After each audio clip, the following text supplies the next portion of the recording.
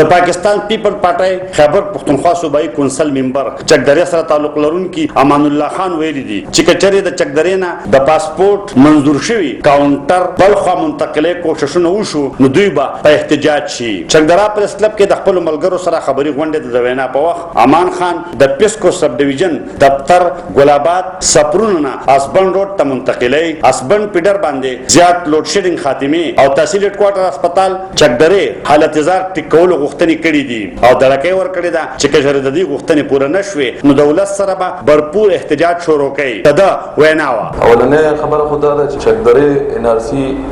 لپاره یو کاونټر راغلی و د پاسپورت څه خبره شروع شوې چې هغه وړي ګلاباد ان ار سی ته او بکار دا ده چې د ګلاباد لپاره بیل راوړي ځکه چې دا خو د چکدرې په نوم راغلی او چکدرې لپاره دی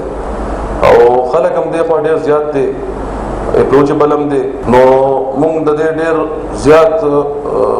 دغه کوو چې دا د دې ځای نه لاړ نه شي او چېرته دا د دې موضوع او دا دوی دا بهانه کوي چې یاره دلته ځای کم دی نو ځای دلته ښه ډېر زیات دی ځای کمې په دلته نشته نو که چېرته دوی دا هلته وړي نو موږ به د دې بھرپور احتجاج کوو. پکار دا ده چې د ګلاباد دپاره بل راوړي او دویمه ایشو زمونږ د وابډا ده چې د خانپور او د اسپن پیډرې دي د هغې دپاره یو سب ډیویژن جوړ شوی دی چې کوم هغه په ګلاباد کې دی سرپونو سایډ ته جوړ شوی دی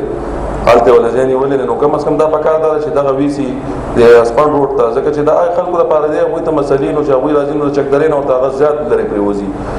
نو پکار ده چې یا کې تیاړې ته یا تازهګرام ته اسپن روډ کې چې هر ځای ته وړي چې هلته یې ویسي نو ښه خبره ده. دا ده چې نن سبا په اسپن یونو کونسل او د اسپن په پیډرو باندې ډېر زیات لوډ شیډینګ دی چې 8 ګنټې دی کو بجلي ټیکي کو خرابي خدا به کوي د وابډا د خپل لاس مسیي نو د هغې د وجې هغه خلکو ته ډېر زیات تکلیف دی. موږ دا خبره کوو چې یاره دا لوډ شیډینګ دی فوري ختم کړي شي ځکه چې خلک ګرمي ده دا کم حل دی او دا کم دوی چې کم ټایم یې ښودلی لوډ شیډینګ لپاره دا د بل ټایم کېږي یو 2 میاشتې د لیټ کړي 3 میاشتې د لیټ کړي خو فرض که دا یې ونه کړه دا لوډ شیډینګ یې ختم نه کړو نو موږ به د اسپن د خلکو سره راوځو د هغوی سره به موږ بالکل ولاړ یو او د دې به موږ داسې احتجاج کوو چې بیا به زموږ نه څوک ګیله نه کوي. د چکدرې هسپتال دی زموږ چکدرې هسپتال ډېر زیات ګډوډ دی هغوی ته پانډ مانډ خپل نه راځي میلاویږي ورته نه هغه چې راځي نو هغه د ډي ایچ او صاحب اکاونټ ته ځي نو دا کیټګري بي ته اورېدلې نه پکار دا چې هغې ته هغه اهمیت هم ورکړی شي د خپل ډاکټران هم پوره کړی شي میډیسن هم ورته پوره کړي او د خپل فنډ دې ته ډایرکټ راځي چې دا مسله راته خلاصه کړي. څلورمه مسله مونږ کوشش شروع کړی چې مونږ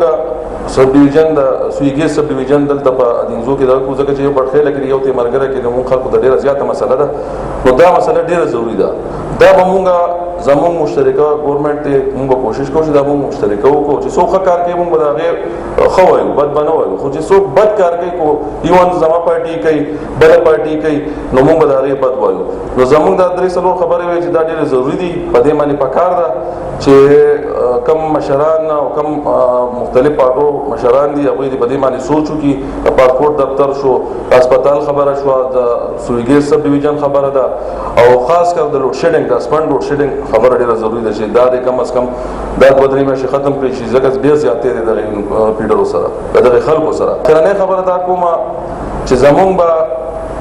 یو پارټي به مونږ مخالف وي مونږ به د هغوی سره خپله مقابله کوو الیکشن په صورت باندې هغوی سره به مونږ خپل کینه بغض نه ساتو کو یو افسر دی او د هغه سره مخالف پارټۍ والا راځي او هغه سره کینی او نن سبا چې کوم پارټۍ په لاس کې اختیار دی کوم مشر په لاس کې اختیار دی او هغه د دې نه د انا مسله جوړوي د هغې افسر یا د څه په دې تحصیل کې هغه ټرانسفر کړي نو دا ښه خبره نه ده. کم از کم پکار دا ده چې مونږ ټول یو ځای کینو زمونږ علاقه ډېره پسمانده پاتې شوې ده چې مونږ دا په شریکه باندې روانه کړو په شریکه باندې مونږ دا کار وکړو.